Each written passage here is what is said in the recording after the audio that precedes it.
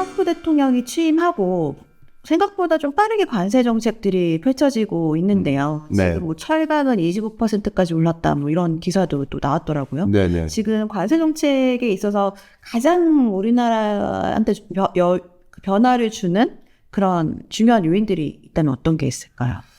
일단은 관세 정책이라는 것은 하나의 협상가에게 있어서는 카드다. 네. 협상 카드다. 이렇게 생각해 보시면 좋겠고요. 네. 일단 보편 관세 형식을 빌려서 뭐 철강, 알루미늄에 대해서는 세계 모든 나라에 대해서 관세를 부과하겠다. 네. 라는 게 방침이에요. 그러면 그렇게 해놓은 다음에 미국이 원하는 것을 들어주는 나라들은 예외 조치를 해주겠다라는 네. 방향으로 액션을 취하지 않을까? 저는 그런 생각을 하고 있습니다. 네. 그러면 들어줬으면 하는 거, 트럼프가 원하는 거, 네. 그건 무엇일까를 우리는 계속 그림을 그려봐야 되거든요. 근데 현재 네. 미국이 어쨌든 4월부터는 상호관세까지 부과하기로 네. 지금 현재 발표를 한 상태이기 때문에 네. 그럼 상호관세를 부과하기에 앞서서 업계에서의 요구사항이 무엇인지를 조사하고 있어요. 아, 미국에서. 그러면 보통은 이 업계의 협회들이 있잖아요. 네. 그럼 예를 들어서 미국 대두협회가 있어요.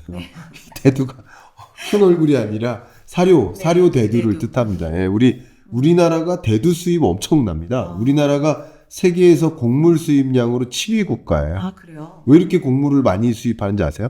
곡식을 많이 먹어서? 아닐 것 같은데요. 사료용이에요, 사료에. 예. 왜냐하면 다른 축산업이 발달된 나라들 보면은 방목에서 키우잖아요. 네. 우리나라는 어떻게 키우냐? 사료를 먹이죠. 예, 그러니까 사료용이에요. 근데 대두협회에서 이의를 제기했어요. 왜 우리나라는 이게 비관세 장벽 조치가 하나 있거든요. 네. 그러니까 이렇게 그 바이오 쪽에서 예를 들면 대두협회 측에서는 한국으로 하여금 생명공학 개발 관련된 그러니까 뭐 유전자 조작이라든가 이런 것을 통해서 작물을 생산하는 그런 것에 대해서 비관세 장벽 조치를 마련하고 있어. 우리나라 같은 경우도 뭐 그 밖에도 뭐 미국 축산업계의 입장에서는 굉장히 싫어하는 것 중에 하나서 네.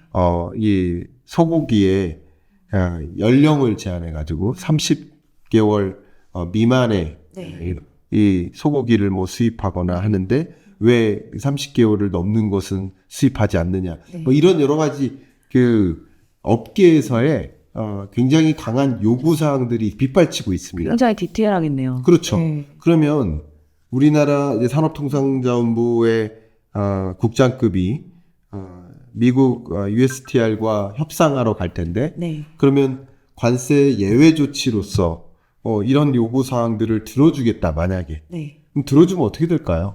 우리가 들어주겠다. 우리가 만약에 그 축산 농가들의 요구를 들어주겠다. 대두협회 측의 요구를 들어주겠다. 이런 식으로 하나하나 그런 요구사항을 들어주면 쉽게 말하면 미국산 소고기가 더 많이 수입되는 거예요. 그러면 저가의 미국산 소고기가 더 많이 들어오면 그만큼 우리나라 한우 농가는 네. 충격을 입을 수 있겠고 그뿐 아니라 다른 나라 소고기, 네. 호주산 소고기, 뉴질랜드산 소고기, 네. 캐나다산 소고기 이들은 상대적으로 시장 점유율을 잃을 수 있겠죠. 네. 그러니까 이런 여러 가지 영향들을 받을 수 있어요.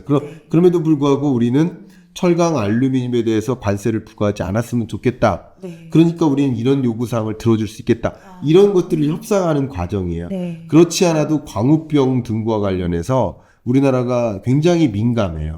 농축수산업에 있어서는 우리는 굉장히 민감한데 그러면 어떤 사항들은 들어주고 그 요구사항을 들어주면 그러면 예외 조치 해줄게 라는 식으로 협상할 가능성이 높아요.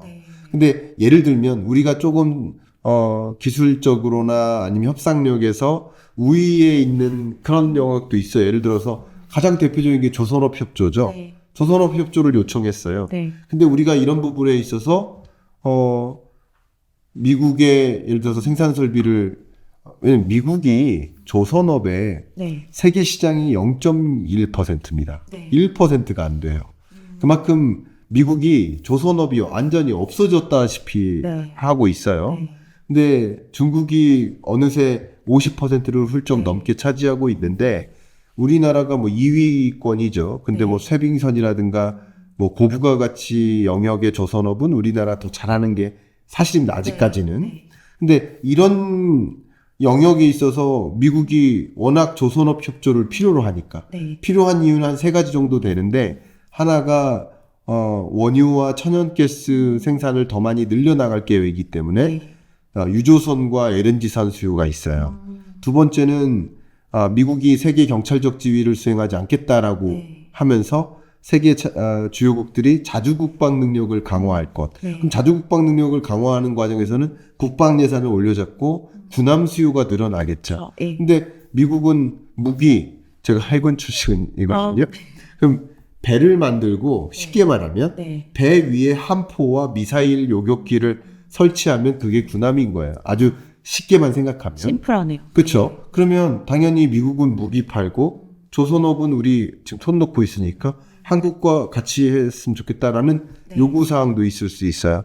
그 밖에 3번째 요구사항은 북극 항로 사업 관심 굉장히 많거든요. 그래서 러시아와 더 긴밀한 관계를 유지하려는 모습도 있어요.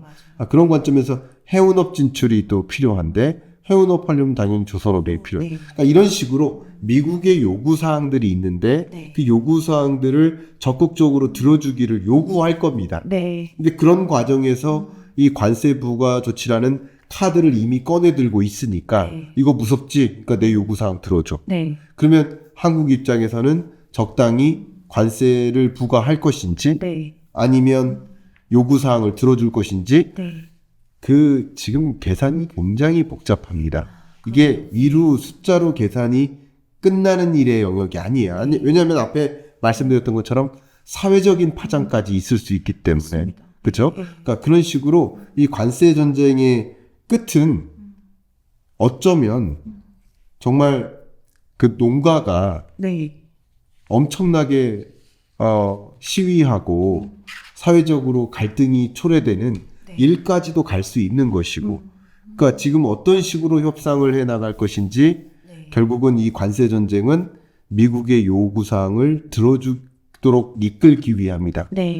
근데 뭐 이런 다른 산업적인 파장까지 안 간다 하더라도 적어도 현대제철과 포스코가 미국 현지의 제철 공정을 더 많이 갖춰나가도록 하고 제철 공정이 일부 있는 영역들이 있다면 자동차나 반도체 같은 경우도 생산 비중을 더 미국에서 늘리도록 하는 것, 이쪽 공장 가동을 늘리는 것, 그리고 한국 현지 공장 가동을 좀 줄이는 것, 그렇게 하면서 미국 현지에 어쩌면 고용 창출을 더 늘리도록 유도하는 것, 결국 이런 것들이 미국의 요구사항인 거죠. 그 요구사항들을 관철시키기 위한 관세 으름장을 지금 내걸고 있다. 이렇게 저는 판단하고 있습니다. 굉장히 단순한 일이 아닌 것 같습니다. 지금 사실 농가가 살아야 또 국가가 사는 건데 이게 단순히 뭐 계산적으로 어떻게 딱 정해진 게 아니기 때문에 한국 정부로서도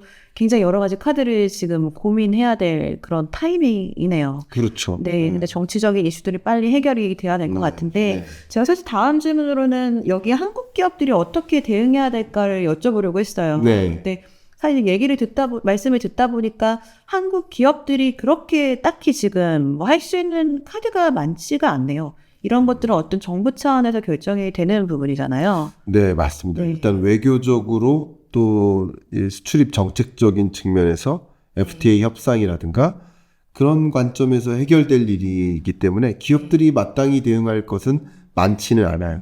다만 그래도 의견을 좀 드려본다면 다만 이제 단기적인 대응은 아닐지 몰라도 중장기적으로 우리나라의 미래를 어떻게 설계해야 되는가. 이 미중 무역 전쟁과 관세 전쟁이 단기간 안에 끝나지 않을 것이라는 가정들을 많이 하잖아요. 계속 무역 정책의 불확실성이 그냥 과거보다 오늘에 그리고 내일에 더 고조된 세상을 살아가는 거예요. 그러면 이런 과정에서 우리가 준비해야 될 것은 그러니까 미국이 관세를 올리기 시작하면 세계적으로 다른 나라를 또 같이 관세를 끌어올릴 거예요. 그러면 결과적으로는 세계 GDP에서 세계 교역액이 차지하는 비중이 점차 줄어드는 과정이에요. 그러니까 기본적으로는 컨셉상 무역 의존도가 높은 나라일수록 그 충격이 더 클 수 있어요. 우리나라처럼. 그렇죠.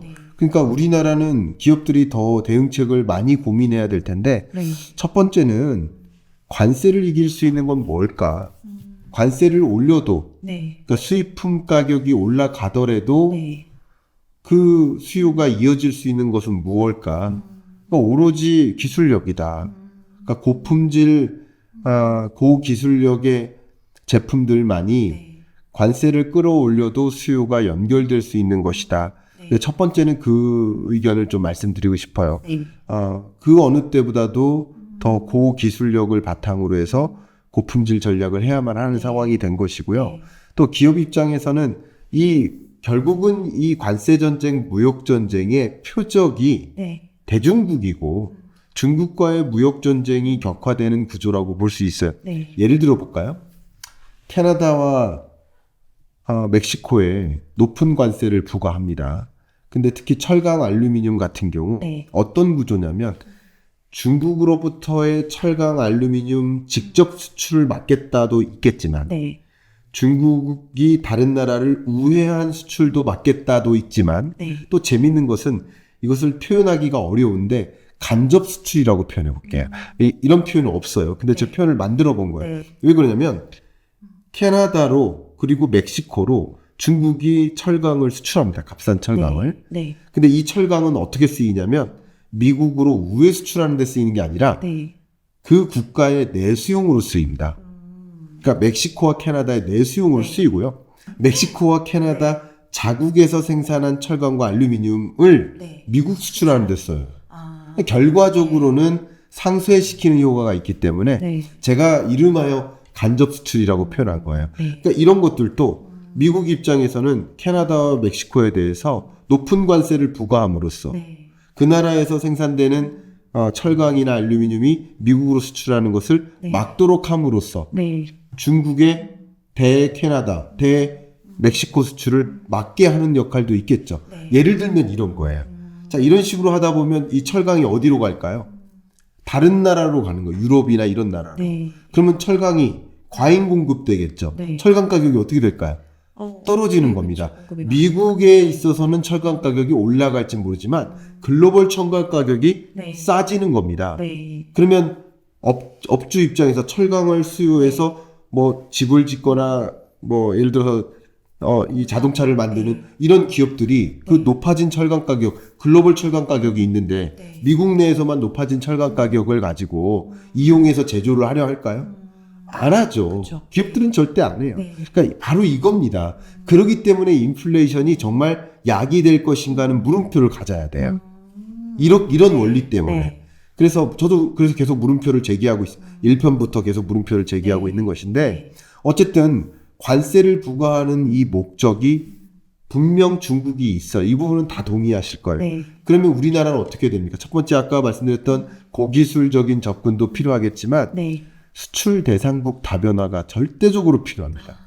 그동안 너무나 오랫동안 미중에만 전적으로 편중된 그 수출 구조에서 벗어나야 된다라고 해왔는데 우리나라의 대중국 수출이 25%고 대미 수출이 23%예요. 그 둘 국가로 거의 정말 절대적인 비중의 수출이 그쪽으로 가는 거예요. 근데 그 다음이 베트남인데 이 베트남 수출은 확 떨어져요. 한 7, 8%로 떨어집니다. 근데 인도 같은 나라 2%대예요. 그러니까 이렇게 지금 OECD 회원국을 비롯한 G20 국가들, G20 국가들하고 OECD 회원국, 예를 들어서 인도는 OECD 국가가 아니잖아요. 중국도 OECD가 아니고요. 그러니까 OECD 국가 더하기 G20 국가, 물론 교집합도 있겠지만 이들 국가들 중에서, 그러니까 쉽게 말하면 의미 있는 국가, 경제적으로 의미 있는 국가들 중에서 가장 높은 성장률을 보일 나라가 올해도 작년에도 그리고 내년에도 인도입니다. 근데 그렇게 성장하는 나라가 있는데도 우리나라 수출 비중이 2% 중반밖에 안 돼요. 의외죠. 8위국인가 됩니다. 그러니까 이런 식으로 우리나라의 수출 대상국을 적극적으로 확보해 나가야 됩니다. 그런 것들이 또 하나의 예방책이 될 수 있겠고요. 그리고 기업 입장에서는 물론 뭐 필요하다면 기업이 이제 소위 계산기를 가지고 두들겨 보겠죠. 미국에서 생산하는 게 나을까? 한국에서 생산하는 게 나을까? 네. 미국에서 생산하는 게 낫겠다. 법인세도 절감해주지, 이산화탄소 저감 노력 안 해도 되지. 예를 들어서 기업들에게 뭐 제로금리로 대출해줘서 거기 그 신규 투자할 수 있도록 해주지. 여러 가지 조건들을 따져보면 미국의 뭐 관세까지 생각도 해본다면 미국에 공장 짓는 게 낫겠거니 하고서 공장 지면 되는 거예요. 기업들은 너무 그 기업들을 걱정하실 필요 없어요. 기업들은 이윤을 극대화하기 위한 의사결정을 내릴 뿐이에요. 가게도 마찬가지예요. 그러니까 기술 인재들도 미국에서 더 좋은 잡이 있네? 그럼 그쪽으로 가는 거고 한국에서 더 유리한 잡이 있네? 한국에서 일하는 거예요. 그런데 중요한 것은 국가예요. 국가. 제가 논하고자 하는 건 국가예요. 국가는 남는 게 없다고요. 기업 떠나죠. 자본 떠나죠. 기술 인재 떠나죠. 그러면 우리나라는 여러분 기억하십니까? 거제도 한때 조선업이 이렇게 막 융성될 때 엄청나게 많은 아파트와 상권이 이렇게 형성됐다가 조선업이 이제 다시 지는 과정에서 아파트가 다 공실이고 상권이 붕괴되죠. 그러니까 되게 그 동네가 흉흉해졌어요. 안타깝지만 제가 거제도를 참 좋아하는 사람인데 흉흉해졌어요. 마치 그런 것처럼 지금 많은 기업들이 떠나고 가뜩이나 인구 감소하는 국가인데 저출산 국가인데 그런 일까지 빈번해지면 우리 나라는 남는 게 없는 거야. 그리고 공장이 있고 한국에도 있는데 미국 내 생산 비중을 늘려라라는 조치거든요. 그럼 늘리면 그만큼 한국 가동률을 줄인다. 인력 수요가 줄어들겠죠.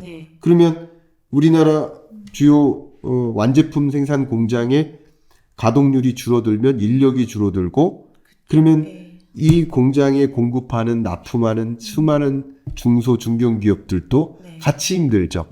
그리고 이 업권에 이 밸류체인에 많은 근로자들이 당연히 줄어들면 고용 규모가 줄어들거나 뭐 상여금 규모가 줄어들거나 하면 그 인근 지역의 상권들도 같이 오르죠. 그러니까 이런 게 우리 경제에 미치는 영향이죠. 그런 관점에서 한 가지 좀 중요한 안건을 또 드린다면 미래 설계도 위험해요. 무슨 말이냐면 우리나라 지금 추진하고 있는 중요한 정책 방향이 K 클러스터 조성, K 반도체 클러스터. 근데 K 반도체 클러스터를 조성하는 것은 다른 나라 소재 기업, 다른 나라 설계 기업들도 데려와서 여기서 융성시키려는 건데 들어오라고 하는 거잖아요. 그러니까 들어오지 못하고 우리나라 기업마저 나갈 판인데 이게 되겠어요? 그러니까 이게 우리나라의 어떤 미래 설계도 차질이 있어요. 그러니까 기업들은 그렇게 갈 수 있지만 우리가 지금 걱정해야 될 것은 제가 말씀드린 것은 국가다. 국가. 그럼 국가는 어떻게 대응해야 될까? 이런 관점에서 이런 상황하에서 우리는 어떻게 미래를 설계해야 될까? 이 부분에 대한 고민을 더 적극적으로 해야 될 때가 아닌가 생각을 많이 합니다. 너무 좋은 말씀을 많이 해주신 것 같습니다. 안 그래도 내수 경제가 너무나 좀 부진하고 우리나라가 지금까지 잘해왔던 산업들은 대부분 1차, 2차 산업인데 그 이후의 산업을 어떻게 먹거리를 가져갈지 고민하던 이런 와중에 또 다른 변수가 생겼기 때문에 정부 차원에서 굉장히 현명하게 대처를 잘 해야 될 거로 보여지고요. 또 투자자들의 입장에서는 말씀을 쭉 들어보니까 그 미국에 투자했던 이유도 있었잖아요. 미국만 이제 그렇게 빠르게 성장할 거다. 그렇듯이 어떤 산업에 투자를 할 것인지에 대한 고민도 필요할 것 같습니다. 앞으로 좀 더 미래 가치가 있는 그런 산업 쪽으로 좀 더 보는 것도 한번 고민해 볼 필요가 있을 것 같아요.